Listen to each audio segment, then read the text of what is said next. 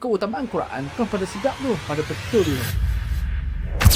Ustaz, macam ni kita nak mengaji sedap macam orang dalam TV, dalam TikTok tu, kori-kori tu semua? Okey, Quran ni memang kita perlu baca dengan bagus.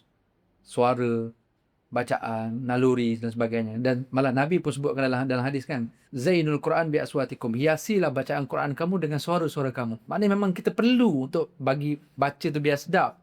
Tapi keutamaan Quran bukan pada sedap tu, pada betul tu. Dengan betul fasahah, tajwid dan sebagainya. Dan fahamlah maknanya. Kalau tajwid salah, lain makna. Maka sedap tu penting, tapi sedap adalah aksesori. Kena belajar. Tapi utamanya tajwid. Kita nak belajar ngaji, tapi kita semua maklum nak belajar ngaji ni lama lah Ustaz. Tadi Ustaz kata ada teknik cara nak pendeknya tu. Boleh Ustaz share apa teknik? Kalau tu Ustaz ada pengalaman Ustaz ke? Teknik dia ada banyak. Cuma kalau kita kata tadi kita ada kekangan masa, kita sibuk, kita tak ada masa. First, teknik dia apa? Kena cari masa. Kita jangan tunggu masa free dengan Quran, kita tak akan free.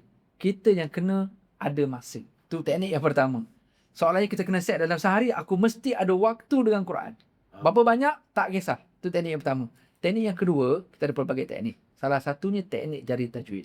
Sebab tu di jari tajwid, sistem pembelajaran di jari tajwid, sistem yang kreatif.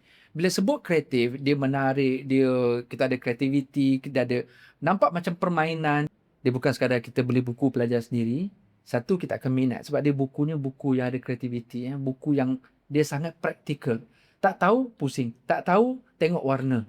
Jadi dengan adanya buku macam ni, dalam masa sama ada bimbingan jugalah. Okay, bimbingan bukan sekadar daripada mereka yang terlibat dengan jari tajwid. Kadang-kadang kita akan panggil pula kori-kori kita yang memang dah mendalami dalam bidang Quran, yang boleh baca dengan sedap pula. Dia akan bagi pelbagai teknik yang kita akan combine dalam jari tajwid. Ramai orang bila dia rasa dia nak belajar tajwid, dia rasa susah. Pada saya, dengan ada dekat jari tajwid, kita akan rasa senang. Betapa mudahnya belajar tajwid dengan jari tajwid. Kerana dengan warnanya, dengan interaktifnya, dengan pelbagai teknik-teknik yang mudah, video yang dikepilkan dalam masa yang sama, kelas-kelas yang ada. Pada saya, tajwid yang kita rasa susah akan jadi mudah dengan jari tajwid.